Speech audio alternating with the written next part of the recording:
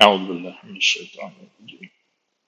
رب اشرح لي صدري ويسر لي أمري واحلل عقدة من لساني يفقهوا قولي.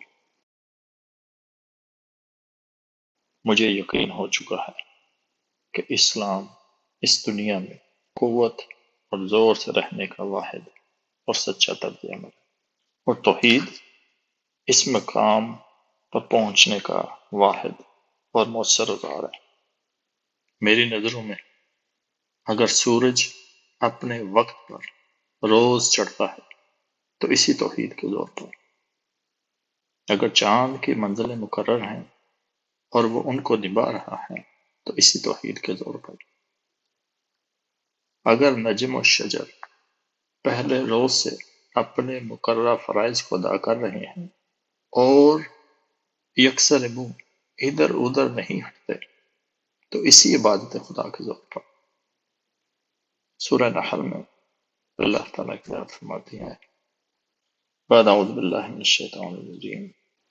وَلِلَّهِ يَسْجُدُ مَا فِي السَّمَاوَاتِ وَمَا فِي الْأَرْضِ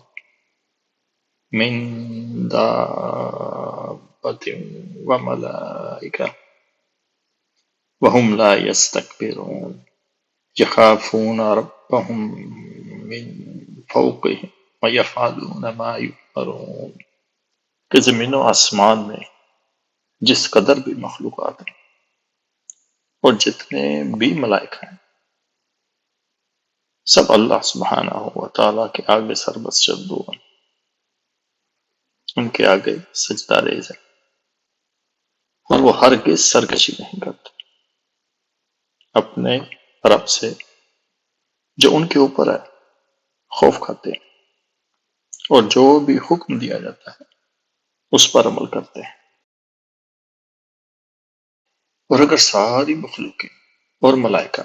اپنا اپنا کام کر رہے ہیں تو اسی خوف خدا کے زور پر یہ ہر ایک کا اپنے فرض کو مقررہ وقت پر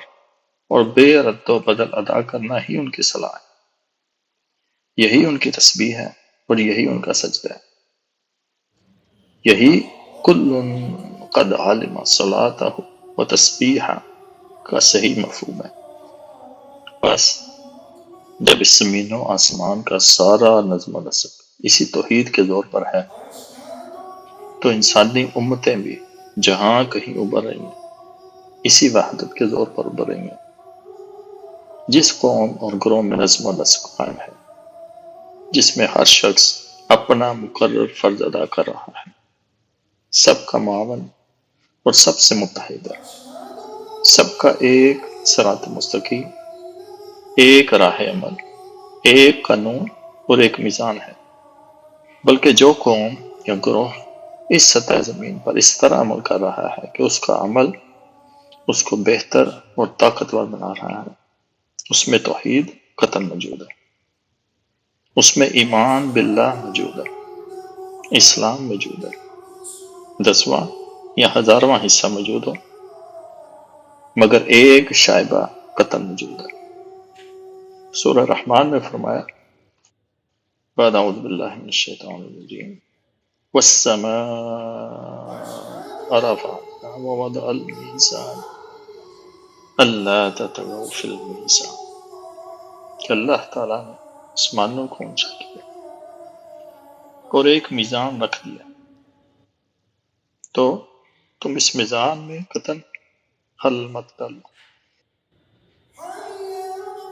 یہی اسلام ابراہیم علیہ السلام، موسیٰ علیہ السلام، لوط علیہ السلام اور شعیب علیہ السلام کی ہلاک شدہ امتوں سے پے در پہ نکل کر قرون اولیٰ کے عرب و عجم تک پہنچا تھا، ایک سے نکل کر دوسری میں اور دوسری سے تیسری میں ودیت ہوا تھا۔ اگر یہی اسلام ہم سے نکل کر کسی دوسری میں چلا گیا تو یہ عمل خدا کے نزدیک تو کچھ مشکل نہیں۔ سورہ بنی اسرائیل میں فرمایا بعد اعوذ باللہ من الشیطان الرجیم وَلَئِن شِئْنَا لَنَذْهَبَنَّ بِالَّذِي أَوْحَيْنَا إِلَيْكَ ثُمَّ لَا تَجِدُ ثم لا تجد لك به علينا وكيلا إلا رحمة من ربك إن فضله كان عليك كبيرا. کیا محمد اگر ہم چاہیں تو وہ سب کچھ تم سے چھین لیں جو ہم نے وحی کے ذریعے سے تم کو عطا کیا ہے، پھر تم ہمارے مقابلے میں کوئی حمایتی نہ پاؤ گے۔ آپ کو جو کچھ بھی ملا تمہارے رب کی رحمت سے ملا ہے، اور حقیقت یہ ہے کہ تم پر اس کا فضل بہت بڑا ہے۔ بس جو امتیں ہر آن اور ہر لحظہ اس امر کے در پہ ہیں کہ شرک کا شعبہ ان کے اعمال سے حد تلبسہ دور رہے، وہی آج اس لا شریک خدا کے بھرپور خزانوں سے انعام پا رہے ہیں۔